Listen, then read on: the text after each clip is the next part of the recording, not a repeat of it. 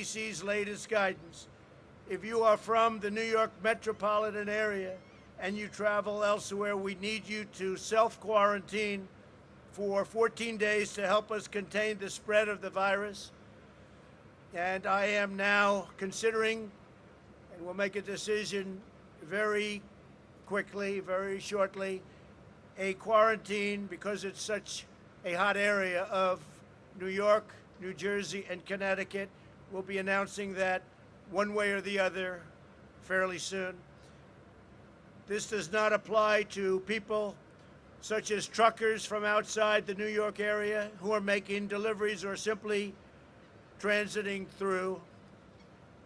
It won't affect trade in any way. The Army Corps of Engineers and FEMA are racing to build temporary hospitals, which are now completed, by the way, in record time. 4 hospitals, 4 medical centers. And in speaking with the governor this morning, we're giving them an additional 4 large tents, which they need very badly.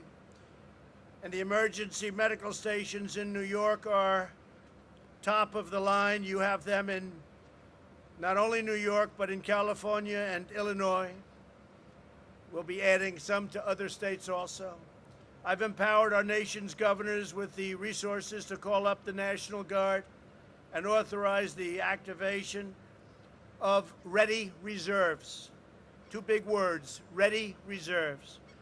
FEMA has shipped or delivered 11.6 million N95 respirators, 26 million surgical masks, 5.2 million face shields, and a lot are being made of all of the things I just named right now. We have millions and millions of new medical items being made as we speak and purchased. 4.3 million surgical gowns, 22 million gloves, and 8,100 ventilators. We have moved rapidly to mobilize every instrument of American power. This week I invoked the Defense Production Act to compel General Motors to carry out federal contracts for ventilators, and I think they're going to do a great job. I have to say that. We're also working with the major ventilator companies in the United States, all big-name companies, all companies that do ventilators, so they won't need extra time, and they're gearing up, and they'll be working 24 hours around the clock, and they have been.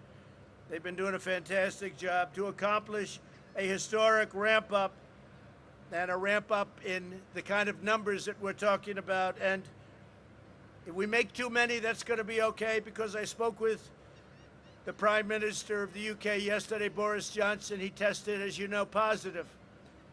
And before I even was able to get a word out of him, he said, I said, how are you doing? He said, we need ventilators. The UK needs ventilators. A lot of countries need ventilators badly. It's a tough thing to make. It's a very complicated and expensive piece of equipment. I would say more so than a car. You're talking about expensive, complicated equipment. So I hope we soon will have enough that we can help other countries with ventilators. A lot of countries need them. In the next 100 days, America will make or acquire 3 times more ventilators than we do in an entire year. We are so geared up. At Boeing, Ford, Honeywell, 3M, Haynes, and other great American companies, factory floors and manufacturing lines are being converted to produce the respirators, protective masks, face shields, and other vital equipment. And those companies have been amazing. And Boeing is giving us their cargo moving planes. They're the biggest cargo movers anywhere in the world, and we're going to be using them to ship certain types of equipment to various states.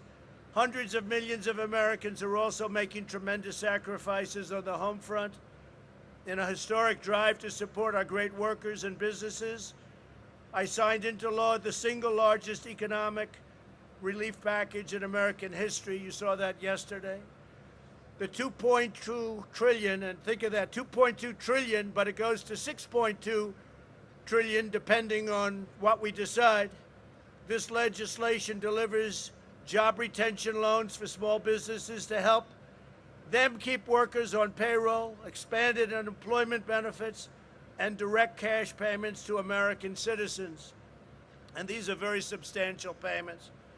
A family of 4 will be getting approximately $3,400.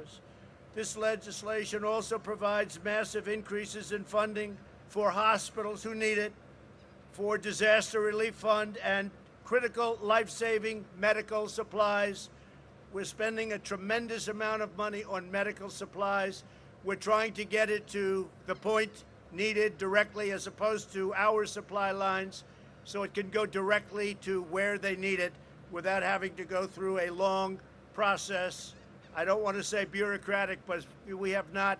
This group of people has worked so incredibly hard, and the energy and the speed with which they're delivering everything has been really admired by everybody. Everybody's talking about it, the job they're doing.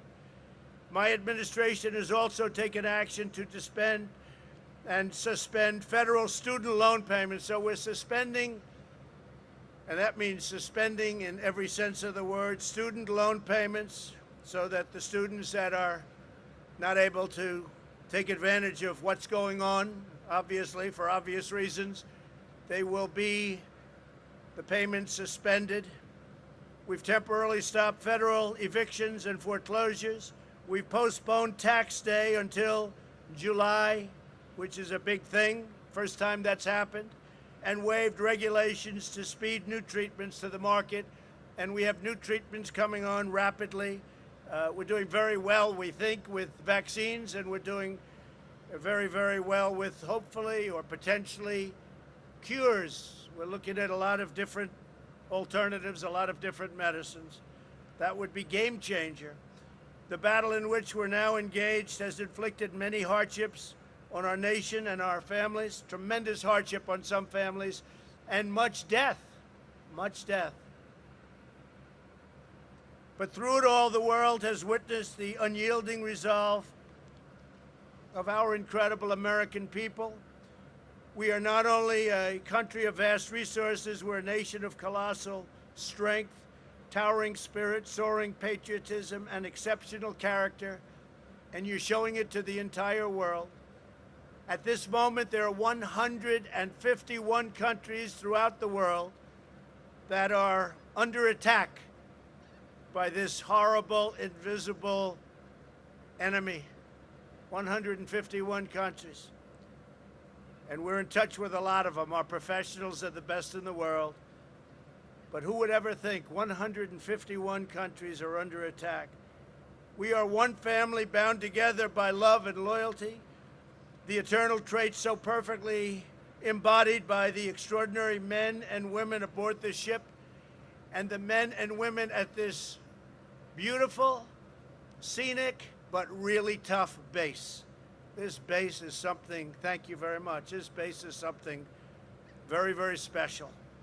With the courage of our doctors and nurses, with the skill of our scientists and innovators, with the determination of the American people, and with the grace of God, we will win this war, and we will win this war quickly, with as little death as possible. And when we achieve our victory, this victory, your victory, we will emerge stronger and more united than ever before. We are going to be at a level of preparedness in case something like this should ever happen again, and God willing it won't. But we are prepared. What we've done in building systems, we're now the #1 tester anywhere in the world by far. We're testing more in one day than other countries are testing in weeks and months. We've learned a lot, and I cannot be more thankful to the American people, and I can say this, and I can say this from the bottom of my heart. I am very proud to be your president. Thank you very much, and God bless you all. Thank you. Thank you very much.